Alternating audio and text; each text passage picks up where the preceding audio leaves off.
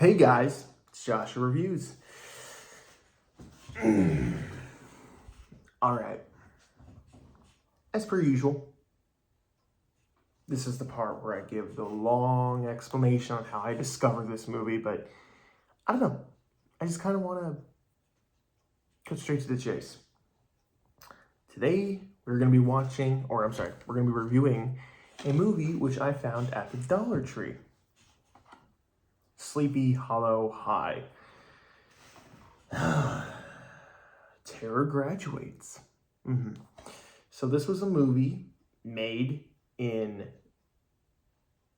2001, I think it was. It was whatever. 2001, I don't really care. Okay. Terror graduates when 5 delinquent classmates must perform community service at Sleepy Hollow Park grounds, a place notorious for vandalism and many unsolved disappearances.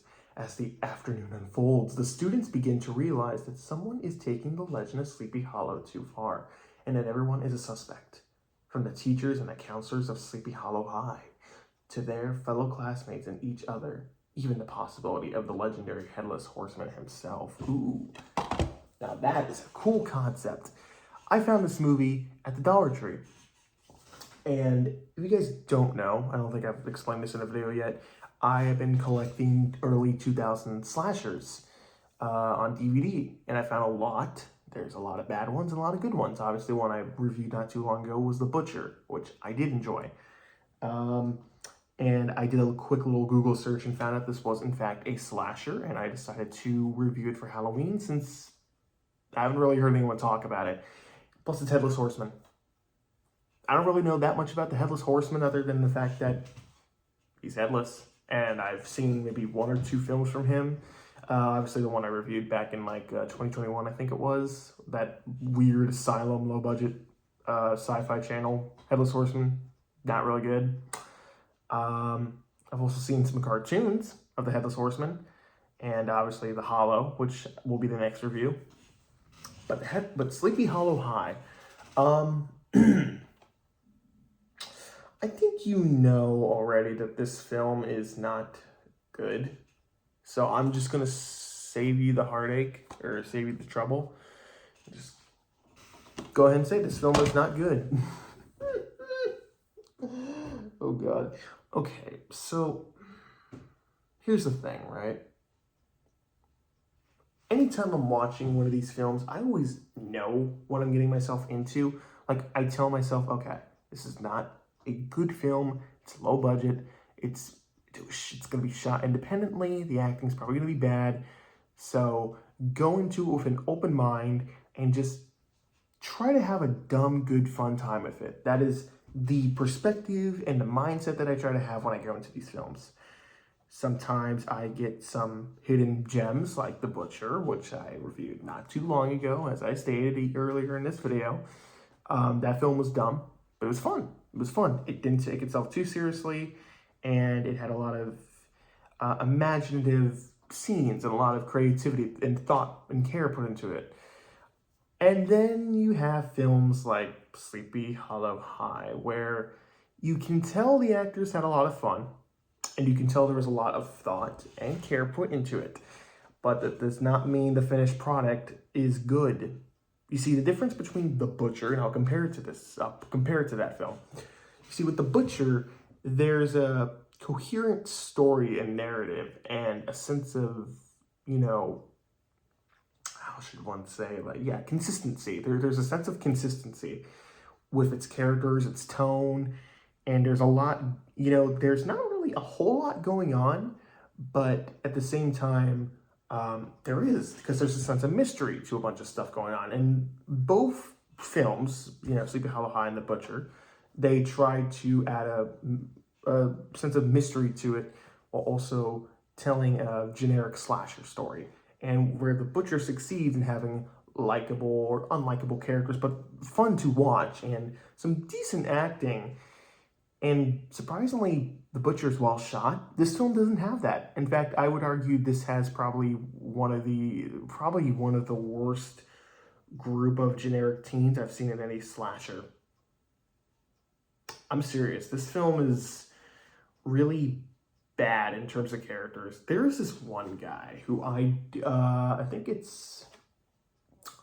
don't know his name, but it's the main guy. He's the big black guy, and he is a inconceivable douchebag, and no disrespect to the actor, no disrespect to any of the people who made this film, since I watched the behind the scenes and it looked like they had a great time filming it.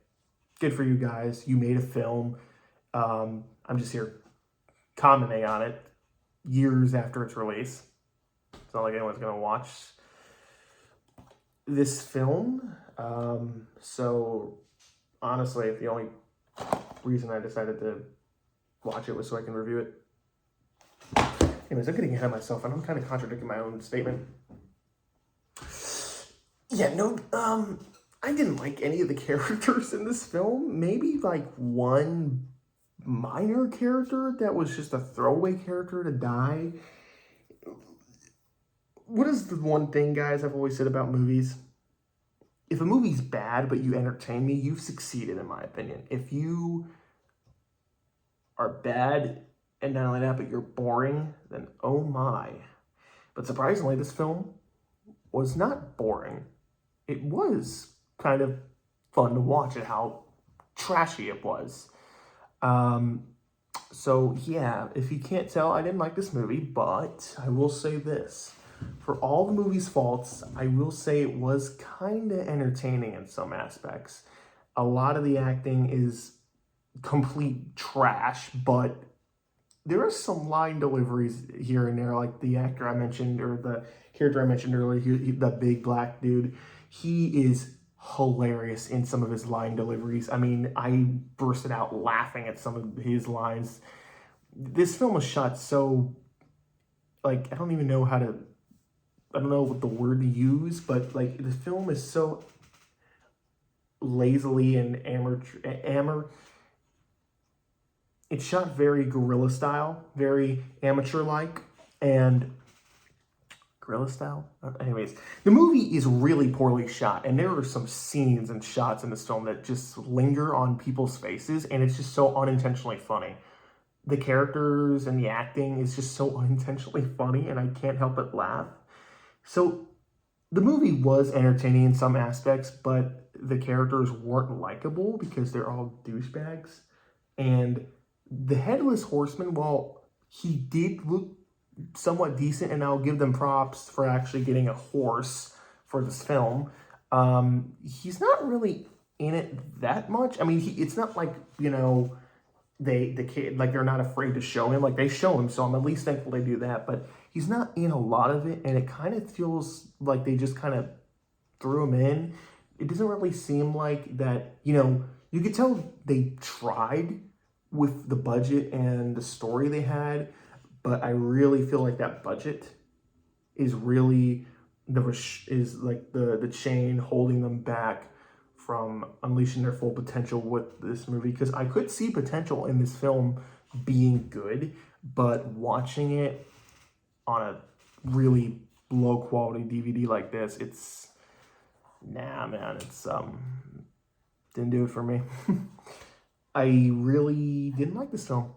Had some entertaining scenes, and I would say if you like trashy films, kind of coming full circle here, I would recommend it if you do like trashy films, because there is a lot of stuff in this that is so unintentionally funny.